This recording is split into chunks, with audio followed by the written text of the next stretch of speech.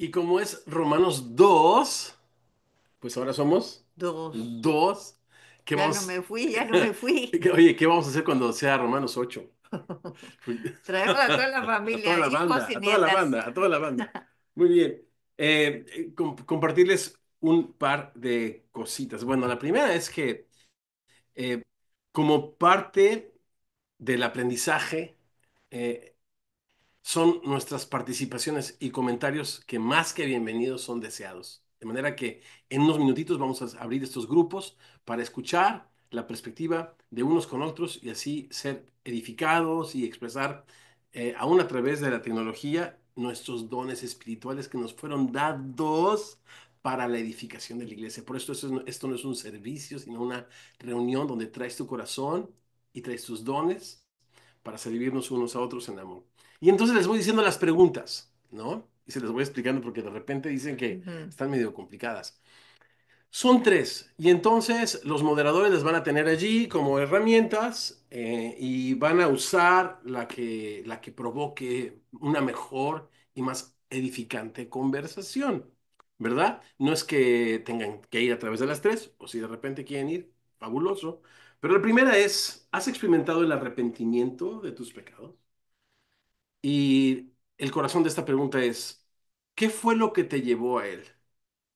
¿La severidad o la bondad de Dios? Y entonces, edificarnos unos a otros y compartir unos con otros nuestra experiencia, ¿no? Y ver cómo este texto que nos trae el Espíritu Santo el día de hoy embona con esta experiencia de muchos de nosotros, ¿no? ¿Has experimentado el arrepentimiento de tus pecados? ¿Qué te llevó a él? ¿La severidad o la bondad de Dios? La segunda pregunta, que puede ser otra vez opcional o una más, ¿alguna vez la religiosidad se ha interpuesto entre tú y Dios? En otras palabras, el practicar ritos vacíos, ¿no? ¿Se ha interpuesto entre tú y Dios? Como dice ¿O la palabra, vuestras tradiciones invalidaron la ley de Dios. te hizo una persona más orgullosa? Yo, en mi caso, mi mamita me llevó literalmente dos veces a la iglesia, literal. Una fue en una Navidad y la otra a pedir clases de guitarra. Y ya, o sea, no, yo no puedo identificarme con una persona religiosa, pero uy, después de Cristo, cuando uno viene al Señor, uno va tomando tradiciones y esas tradiciones tienen el poder, dice Jesús, de invalidar la palabra de Dios. ¿Alguna vez se ha interpuesto la religiosidad entre tú y tu comunión con Dios? Y la tercera es, ¿estás preparado o preparada para enfrentar el juicio de Dios? Todos compareceremos ante el tribunal de Cristo. ¿Estamos listos? ¿Estamos preparados? Bueno, pues ahí están las preguntas. En unos minutitos vamos a los grupos para conversarlas, pero vamos primero al texto si les parece bien. Romanos 2, comenzando en el verso 1. Romanos 2, verso 1. Por lo cual eres inexcusable, oh hombre, quien quiera que seas tú que juzgas, pues en lo que juzgas a otro, te condenas a ti mismo. Porque tú que juzgas, haces lo mismo. Mas sabemos que el juicio de Dios contra los que practican tales cosas es según verdad. ¿Les parece que tengamos juntos una palabra de oración? Señor hermoso, gracias porque en comunidad, en familia, entre amigos, tu palabra es abierta, Señor, es creída. Y Señor hermoso, cómo nos alumbra, cómo nos consuela, Señor, cómo nos transforma. Abre nuestros ojos, Señor, para que veamos en tu palabra las maravillas de tu ley. Y contemplando en ella, Señor, tu gloria como en un espejo, sigamos siendo transformados, Señor, a tu imagen, como por tu espíritu. Oramos esto y más en tu nombre, tus discípulos, quienes decimos, así sea. Amén Amén. y amén. Bueno, pues parece ser que seguimos, eh, en esto que son las malas noticias. Y parte de nuestra conversación en células y donde dejamos el capítulo 1 allí en el verso 32 es que para que podamos apreciar una buena noticia, necesitamos considerar las malas noticias, así como un elemento de contraste es necesario para que una joya pueda examinarse, ¿verdad? Cuando alguien va a comprar una joya, el joyero pone los diamantes, si es que se tratase de un diamante, sobre un elemento de contraste negro. Y parece ser que esto que hemos llamado la antítesis contiene las malas noticias que Pablo trae de una manera cruda para que nosotros podamos considerar la belleza del Evangelio, que es poder de Dios para salvación. Y digo cruda porque vaya manera de terminar el capítulo Uno. 1 en el verso 32. Ujú. Quienes, habiendo entendido el juicio de Dios, que los que practican tales cosas son dignos de muerte, no solo las hacen, sino que también se complacen con los que las practican. Vivimos en un mundo no que conoce la maldad, porque este verso 32 dice que en esta revelación de Dios, esta revelación natural, de la cual nadie puede decir que tiene excusa, al hombre se le da entendimiento entre el bien y el mal, es lo que dice el verso 32, entendiendo el juicio de Dios que los que practican tales cosas son dignos de muerte. ¿Qué significa eso? Que al hombre se le ha dado el sentido del bien y del mal. Pero la humanidad no se compunge, no se entristece, no se lamenta por ese hecho, sino lo celebra.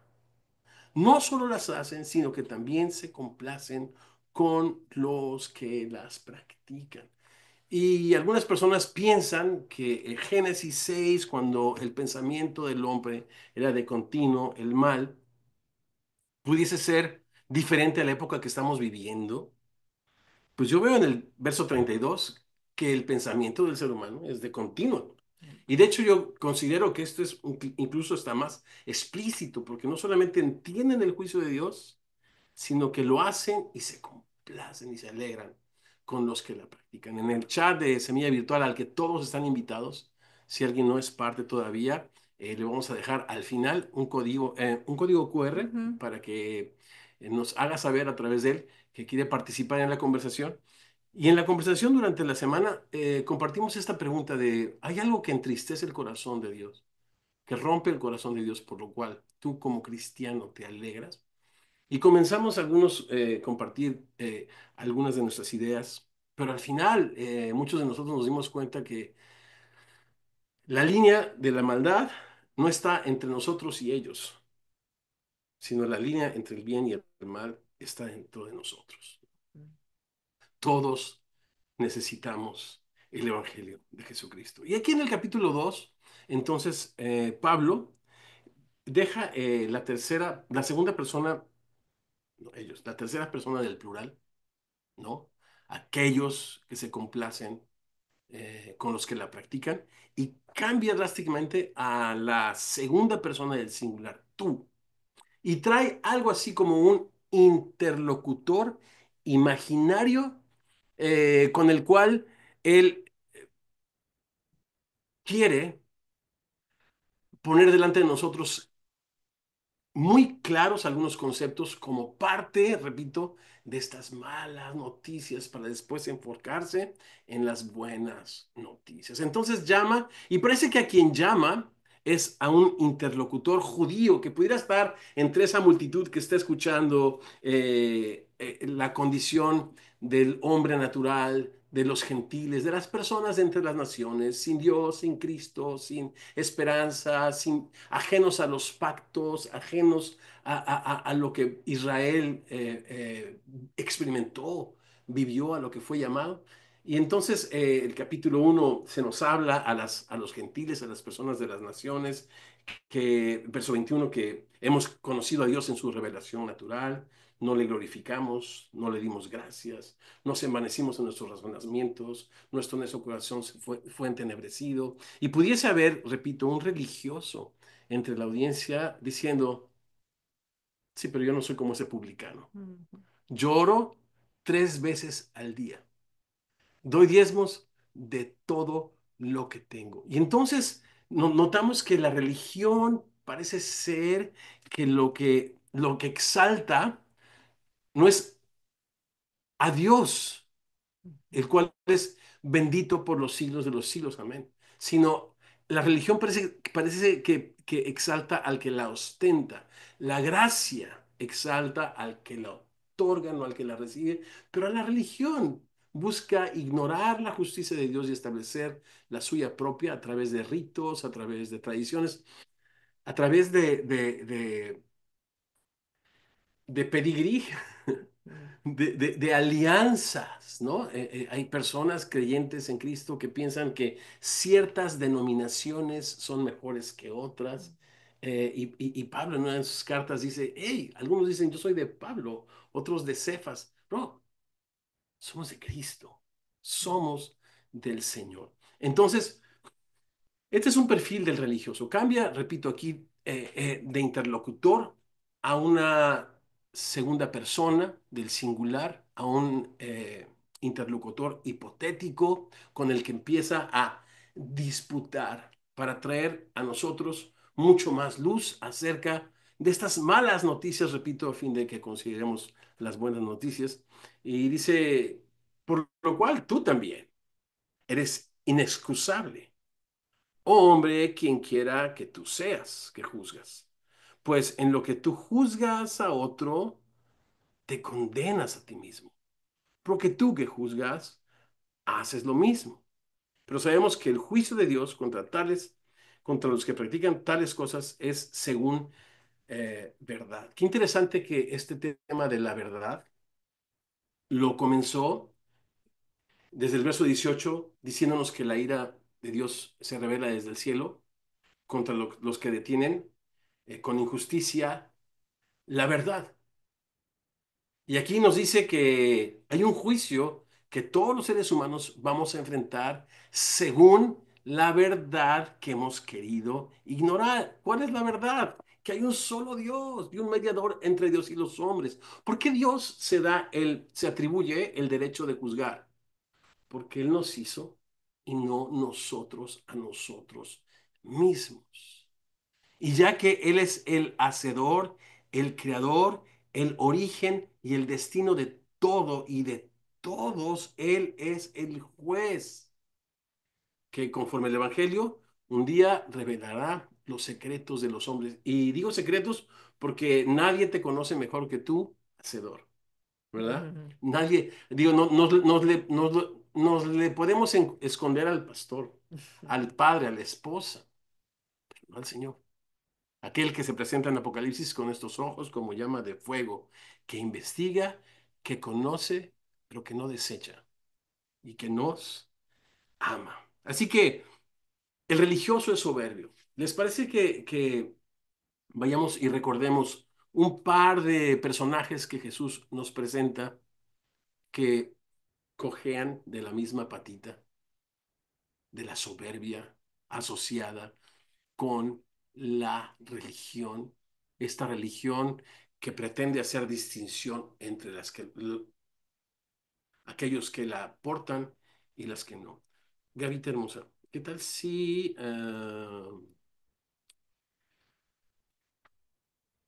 me ayudas a leer del verso 9 al verso 14?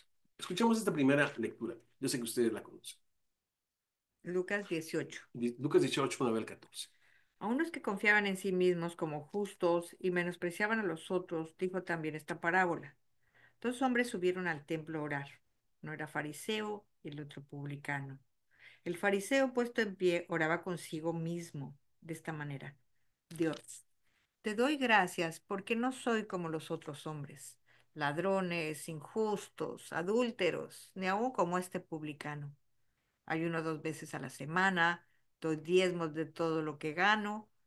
Mas el publicano, estando lejos, no quería ni aun alzar los ojos al cielo, sino que se golpeaba el pecho diciendo, Dios, sé propicio a mí, pecador.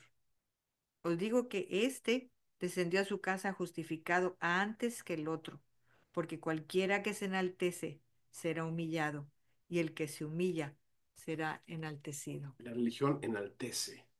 Y Jesús está hablando aquí, Pablo escribiendo en Romanos 1, que los religiosos también enfrentarán el juicio de Dios Y si todo lo que tienen es una religión que fue anticipada, personificada, descrita con estas hojas de higuera con las que el ser humano pretendió cubrir su desnudez delante de un Dios que nos conoce y nos ve, dice Jesús, el que se enaltece será humillado. Toda soberbia será abatida.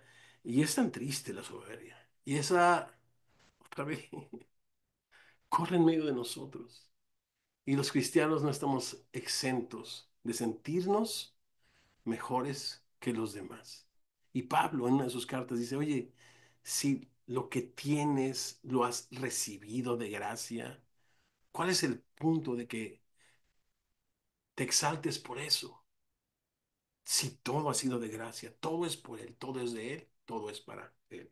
Segundo lugar, verso 3, el religioso no solamente es soberbio, sino menosprecia, tiende a menospreciar la gracia de Dios. Leamos los versos 3 al 5. Y piensas esto, hombre, tú que juzgas a los que tal hacen y haces lo mismo que tú, escaparás al juicio de Dios. ¿Verdad? No tengo otra anécdota, si es que puede llamarse así, pero de verdad que me impactó muchísimo. Yo cuando estábamos viajando con esta banda en los noventas, pionera de la música cristiana de Torre Fuerte, de muchas maneras, siendo cristiano, yo vivía un desorden. Y una de ellas es que no me congregaba. Decía tener un pastor, pero yo no estaba sumado a una comunidad, no participaba, no me estaba discipulando, no estaba cuidando de otros. Tenía en muchos sentidos descuidada a mi familia, aunque pues lo que me sacaba de la casa era el proveer también. Vivía una vida de desorden y me encontré con una vaca sagrada, que diga, con un hermano en Cristo religioso, al que pues, uno no le puede decir, ¿no? Ellos están para decir, pero no están para recibir, ¿no? No sé por qué. Así funciona. Digo, mire, ¿por qué me preguntan? Y, y así me dijo, y con toda la razón del mundo. ¿Tú dónde te congregas? Fuertísimo. Bueno, yo tengo un pastor que nos casó, pero no, estoy hablando de, tú participas de la vida de una iglesia local, eh, eh, eres parte de una comunidad cristiana en línea, participas, usas tus dones. Y me avergoncé y le dije, no, la verdad es de que en ese tema vivo una vida desordenada. Pero platícame, ¿cómo lo haces tú con tus giras? O no, mi caso es diferente. Y ese es el religioso, el que se atreve a medir a las personas. Desde allí ya vamos mal, no sé si están de acuerdo conmigo. ¿Cómo decía el texto que platicabas esta mañana, mi amor? Ya no me acuerdo. Acerca de que no juzguemos al criado ajeno, Ah, sí, porque para su señor está, para su propio señor está de pie o cae. pero estará firme porque poderoso es Dios para sostener su mano, ¿no? Ujú. O sea, de entrada, juzgar al criado ajeno está mal, No nos no corresponde. nos corresponde. Y peor aún, sacar una varota, ¿no? Para juzgar a la gente y sacar la varita del bolsillo de tu pantalón para evaluarte a ti, ¿no? Cuando el que nos juzga es el Señor. Menosprecias las riquezas de su benignidad, paciencia, longanimidad, verso 4, ignorando que su benignidad te guía al arrepentimiento, pero por tu dureza y por tu corazón no arrepentido, atesoras para ti mismo ira para el día de la ira. Qué importante es leer estos textos en su contexto, porque el capítulo anterior que nos habló de la ira de Dios presente, nos habla aquí que habrá una ira futura. Pero se nos dice en el contexto que es el hombre quien voluntariamente detiene con injusticia la verdad, atesorando ira para el día de la ira, mientras en el presente también experimenta la ira de Dios cuando le entrega a la inmundicia de su corazón, cuando le entrega sus pasiones vergonzosas, cuando le entrega a una mente reprobada, verso 28. Esa es la ira de Dios, que el ser humano viva o sufra en sí mismo las consecuencias de sus malas decisiones, ¿no? Pero es interesante acá que nos dice que la paciencia de Dios,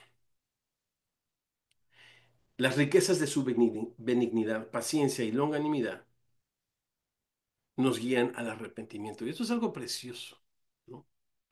Porque lo que Dios usa para guiar a alguien al arrepentimiento es su misericordia y su paciencia. Pero, ¡hey! Su misericordia a veces viene en presentaciones Dolorosas. dolorosas. Ujú. ¿Tú sabes algo de eso, amor? Sí, pues así fue cuando me convertí, fue a través de una cirugía donde yo estaba en riesgo de muerte, entonces me dio miedo a los 19 años, me dio miedo enfrentarme con Dios y no estar preparada para eso. Lo que a mí me daba miedo era, me preguntaba, ¿qué cuentas le voy a dar a Dios dentro de mí? Había un testimonio de que yo no me hice a mí misma, de que había un creador que me había hecho y que me iba a presentar delante de él después de morir. Y eso Ujú. me aterraba, pero me llevó a considerar lo que una amiga me había dicho, me había hablado del Evangelio. Y ahí me Bendita rendí amiga, al Señor. bendita amiga. Oye, pero otra vez, la misericordia de Dios muchas veces viene en presentaciones insospechadas. Ujú. Y a veces, como dijiste, Dolorosas. muy dolorosas. Gavita y yo estamos leyendo un poquito más pausadamente a través de la Biblia y terminamos tarde Apocalipsis, por lo tanto empezamos tarde Génesis, pero estamos en el capítulo 40 y algo, hoy nos tocó 43 y 44, pero ayer me impresionó mucho, chicos, y pensé en cada uno de ustedes y dije, eso se los tengo que compartir. Este verso donde los hermanos de José se presentan ante Mm, José, el señor de Egipto, aquel a quien habían vendido a esta compañía de ismaelitas, quienes a su vez lo habían vendido en Egipto a Potifar. Y después de sufrir tantas injusticias, tantos atropellos, la, la gracia de Dios, Dios estaba con José, Dios estaba con José, es la constante de esa historia. Cuando vienen estos años de hambre, finalmente estos hermanos suyos vienen, enviados por su papá, a buscar alimento y se encuentran con aquel a quien habían injustamente violentado, ¿no? Y este verso me llamó la atención que dice, y se apartó José de ellos cuando les vio frente a frente, cuando escuchó pues sus mentiras, porque decían, y uno de nuestros hermanos no aparece, no, no, no, no, lo vendieron y lo querían matar, ujú, ¿no? Se apartó José de ellos, dice, y lloró. Escucha esto. Se apartó José de ellos, lloró y después volvió a ellos y les habló. Antes dice que estuvo hablándoles ásperamente, dolorosamente, ujú. y tomó de entre ellos a Simeón y lo aprisionó a vista de ellos. Les hizo experimentar consecuencias durísimas de su injusticia, pero en su recámara lloró. Y es lo que dice la Biblia. En toda angustia de su pueblo, el Señor fue angustiado. Uh, Y entonces vamos revisando nuestro concepto de ira, ¿no? Porque no es que tengamos un Dios malgenido, sino un Dios de misericordia, un Dios que es amor y solo amor, pero que en su amor trata con sus criaturas de una manera dura para que nosotros, en su misericordia, vengamos al arrepentimiento, ¿no? Porque no quiere la muerte del que muere. No. Dios quiere que todos seamos salvos y que vengamos al conocimiento de nuestro Señor Jesucristo. Y entonces el verso 5, pero por tu dureza, por tu corazón no arrepentido, tesoras para ti mismo, ira para el día de la ira y de la revelación del justo juicio de Dios, este que vamos a enfrentar todos, pero que los religiosos que son soberbios menosprecien su gracia y la autoridad de Dios. En tercer lugar, los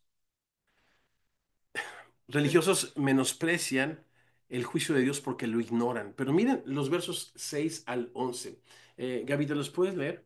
Fíjense qué Sí. sección tan interesante. Es más, les voy a decir, cómo está compuesta. Esta sección parece estar compuesta en en esta forma tradicional judía llamada quiasmo. Quiasmo con Q, con quiasmo. ¿Y qué significa eso? Es como una especie de texto paralelo, como un sándwich, con dos tapas.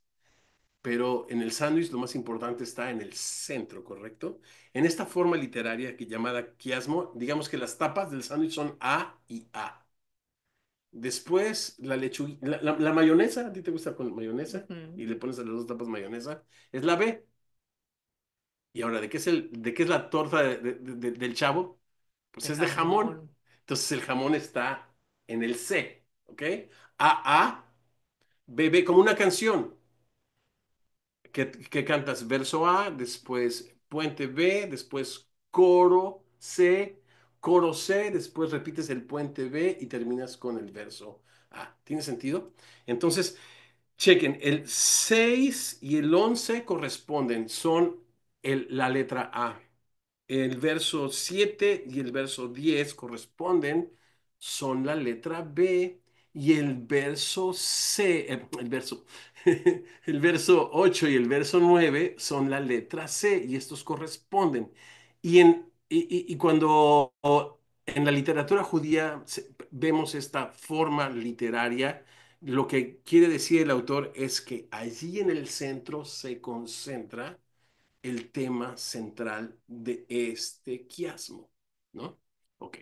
Vamos, los versos, ¿sabes qué? Vamos a leerlos así. 6:11, después 7:10 y después 8:9. ¿Les parece?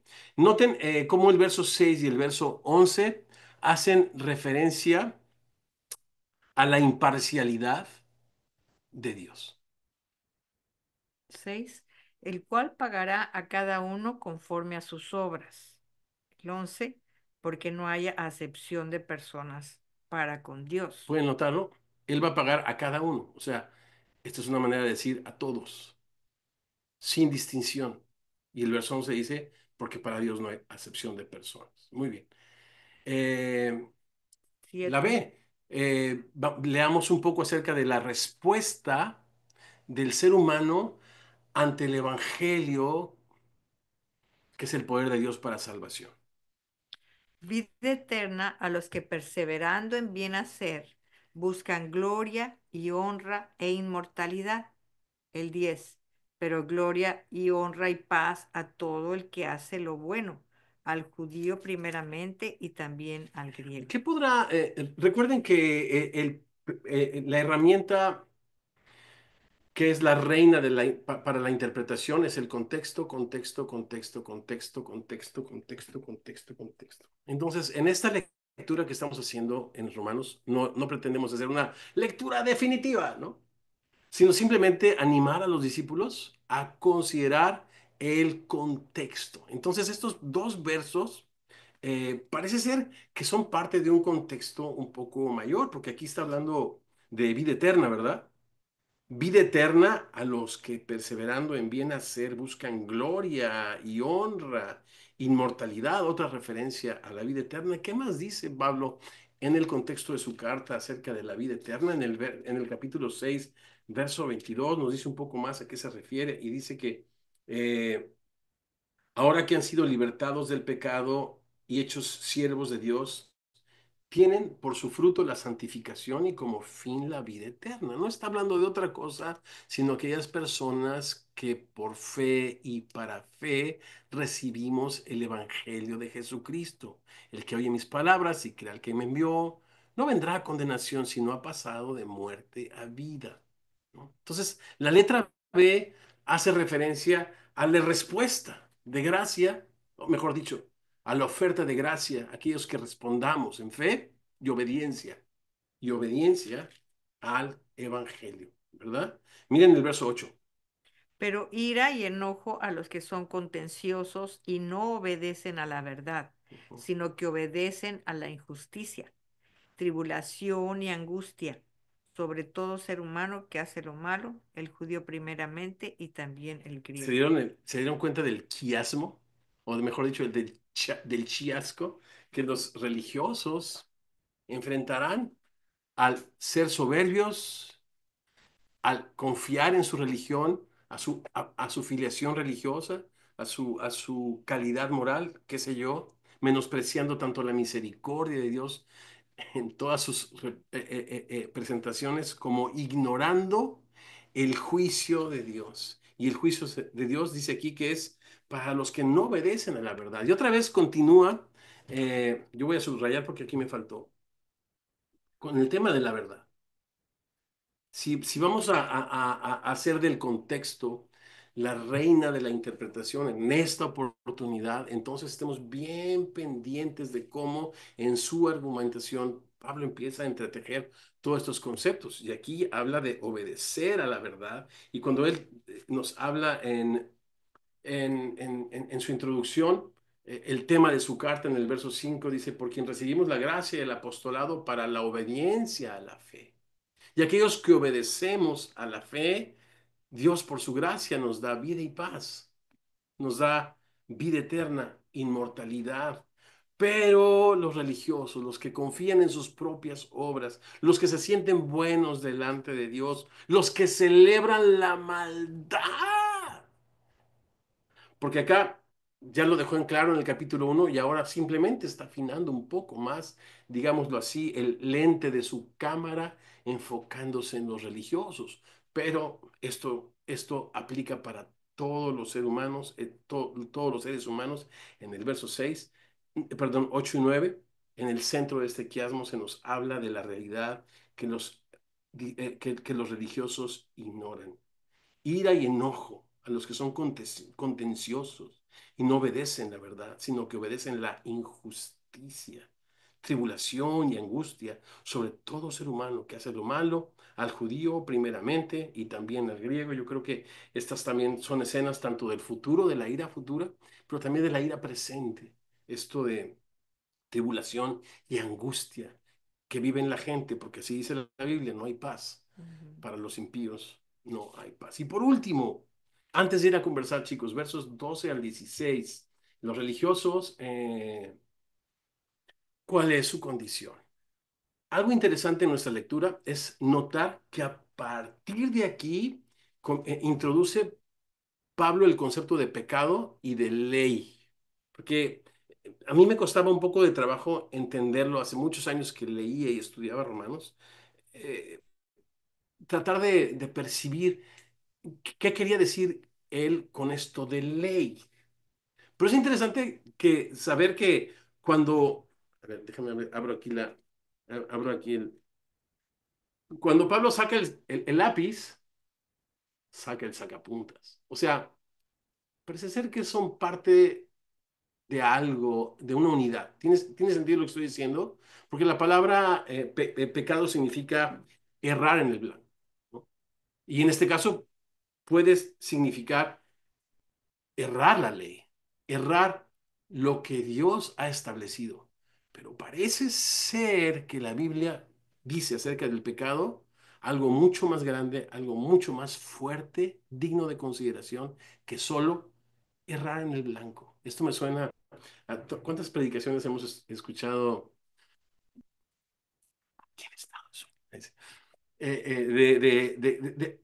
Cuando al pecado se le trata como, bueno, son Errores, tus errores, fallas. son tus todos fallamos, todos tenemos errores.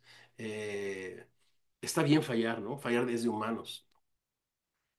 La Biblia dice que el pecado es contra Dios, porque ¿quién puede perdonar pecados? Dice el Evangelio, sino solo Dios. Jesús. Por eso David tenía una conciencia increíble en el Salmo 51, donde le dice el Señor, contra ti, contra ti he pecado y he hecho lo malo delante de tus ojos. O sea, ahí comienza la tragedia del ser humano, leímos en el capítulo 1, cuando el hombre no le da honor a Dios, no le da gracias, se envanece y afrenta a su hacedor.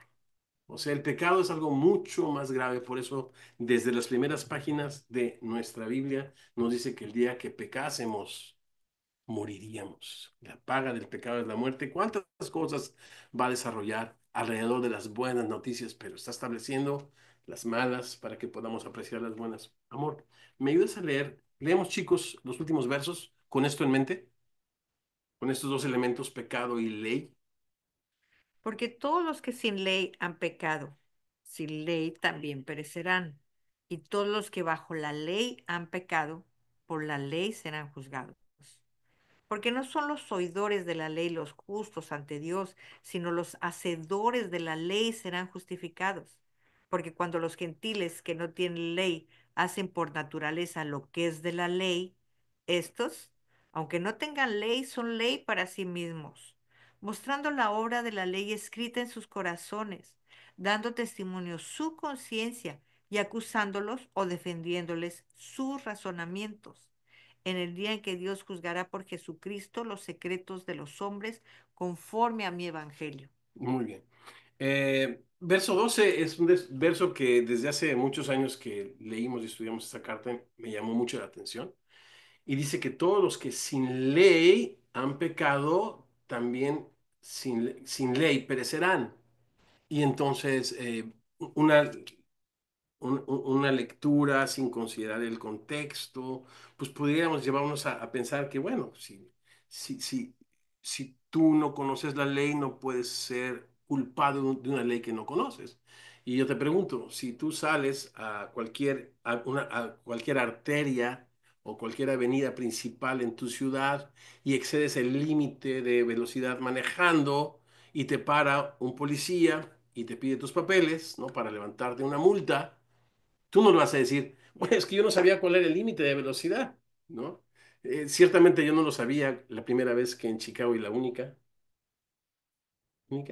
Sí, allá sí, que me paró un tránsito. Y bueno, una trágico, una tragicomedia que me pasó cuando estábamos allá en Chicago. Pero es lo que dice el verso 12. Los que sin ley han pecado, sin ley perecerán. Y esta palabra perecerán yo les invito a que la busquen en un diccionario griego y que hagan la pregunta a lo mejor a la inteligencia artificial. ¿Cuál es la palabra que se traduce al español como perecer? ¿Y de cuántas formas es usada en el Nuevo Testamento? Esta palabra significa literalmente llevar a la ruina, a la destrucción y a la muerte.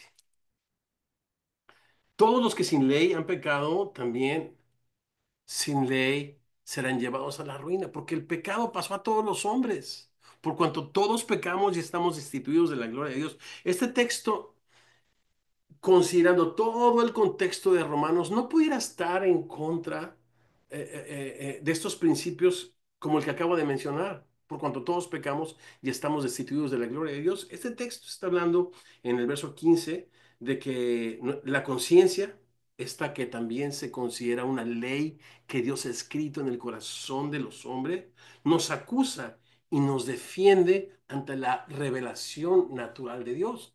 Pero el contexto nos dice en el capítulo 1 que la revelación de Dios es universal, ¿no? Es limitada, nos da un sentido del bien y del mal, y verso 32 es condenatoria.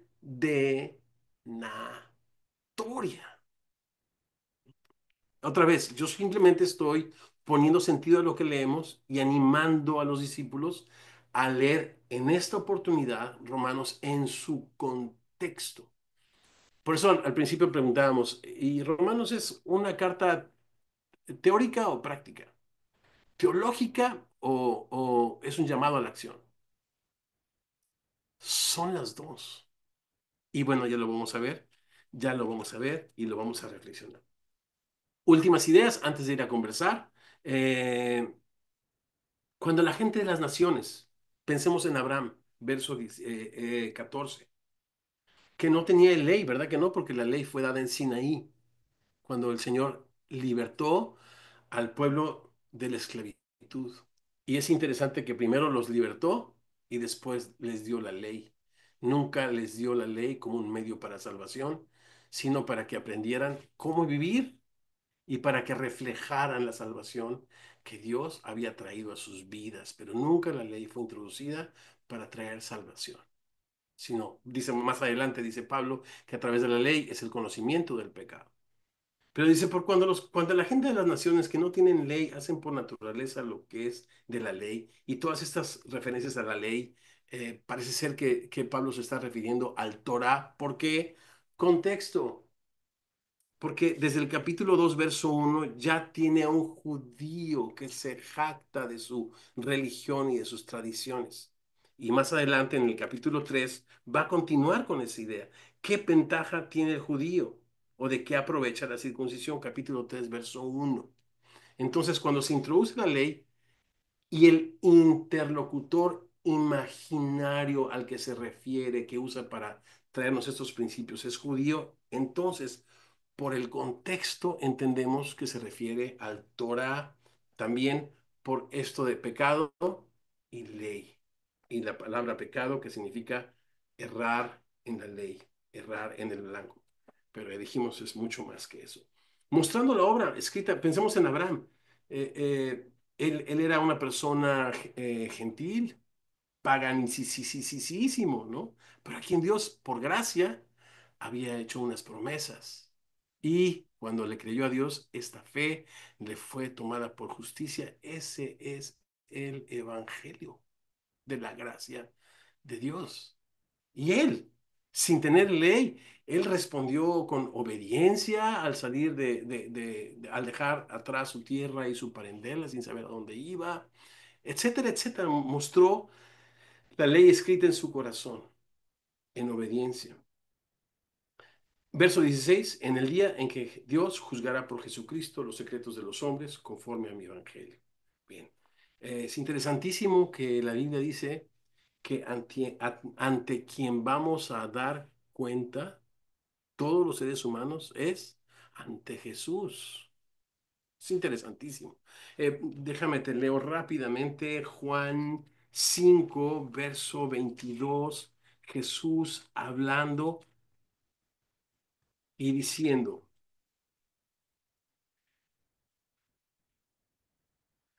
porque el Padre a nadie juzga, sino que todo el juicio dio al Hijo, para que todos honren al Hijo como honren al Padre.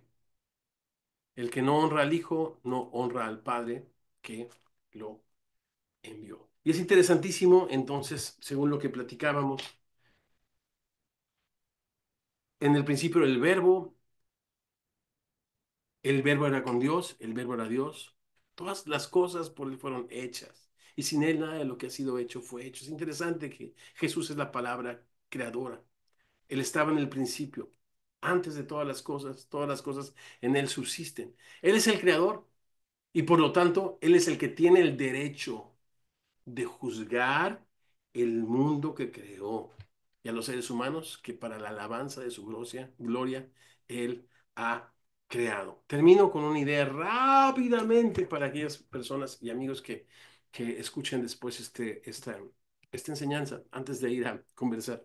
¿Te acuerdas de esa historia de el hombre incriminado, culpable de un crimen, y su amigo el abogado? Ujú. ¿Sí te acuerdas? ¿Le quieres platicar? Lo platico yo. Tú le Yo platicas lo más platico. bonito. Yo lo platico. Hay cosas que ella platica mejor. Préstales a lo Pero mejor a él. resulta que este hombre sí era culpable y tenía un amigo abogado. Y este amigo abogado le insistía que él podía presentar su defensa, armar su defensa, ¿no? Delante del juez. Pero él dijo, no, no, a mí se me hace que no es tan grave lo que hice, toda clase de excusas. A lo mejor puedes hacer un resumen de lo que acabamos de conversar y añadirle a nuestra historia. Pero lo que sí es que él rechazó la ayuda de su amigo el abogado, rechazó. Y el amigo abogado vino varias veces, ¿cómo va tu caso? Bueno, pues ya tengo cita para estar en el juzgado. Yo te puedo ayudar, yo te puedo ayudar. Resulta que este hombre a quien incriminaron y era culpable, no pudo reunir pruebas, ¿no? Pues mentirosas para decir que no era culpable. Tampoco pudo armar una defensa y llegó el día que tenía la cita ante el juez. Y cuando va a la corte, En los pasillos de la corte se encuentra a su amigo el abogado y le dice, increíble, no pensé que esto me fuera a pasar a mí. ¿Qué crees? Pues no pude armar mi caso, no me puedo defender y llegó el día en que tengo que responder por mis errores, ¿no? Yo quiero pedirte que me ayudes. Y lo que le dijo su amigo es, me encantaría, pero yo no puedo ser tu abogado. Hoy me toca ser tu juez. Chicos, tomamos unos minutos para conversar, ¿les parece? Y regresamos para tomar juntos la cena del Señor.